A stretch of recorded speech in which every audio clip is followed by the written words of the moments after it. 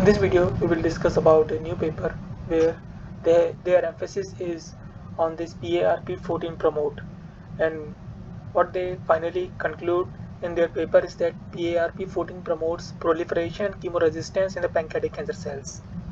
So how they come up with this PARP-14 is that when they check the pancreatic cancer cell patients, they are able to see that the PARP-14 relates to the poor prognosis of the poor prognosis of these patients. That is, patients not able to survive, and they have most of them has high PARP-14 expressions in the pancreatic cancer cells.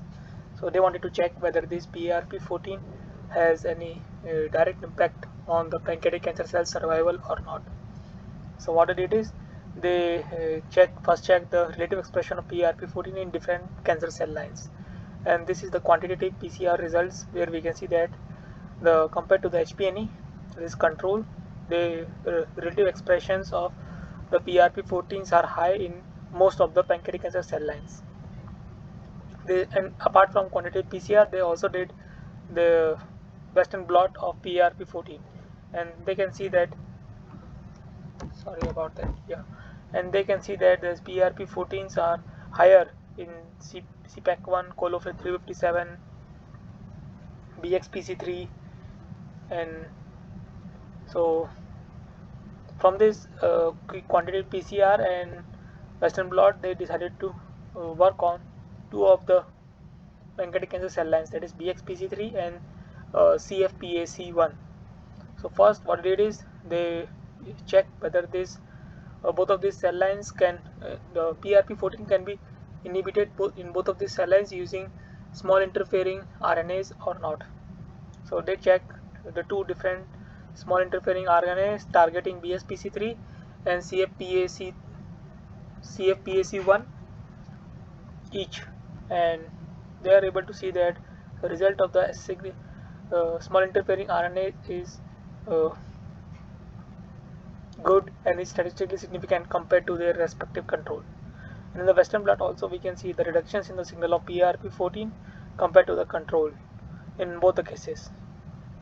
And once they validated that their small interfering RNase is working properly, what it did is they check the proliferation assays.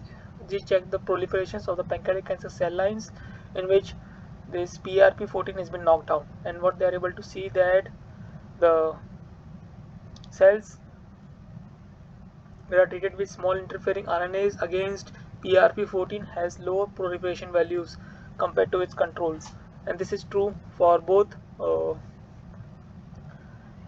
BXPC3 and also CFPAC1 cell lines. In this analysis are done using cell counting assay kit, CCTK kit, and apart from that they also did the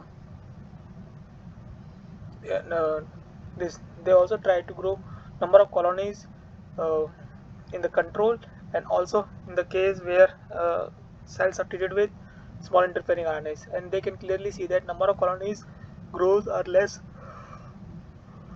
in the case where these siRNAs are used both in BXPC3 and CPAC1 compared to its respective control. And the quantifications are shown on the right hand side, where we can see that number of clones are low in BXPC3 and CPAC3 where they are treated with small interfering RNAs.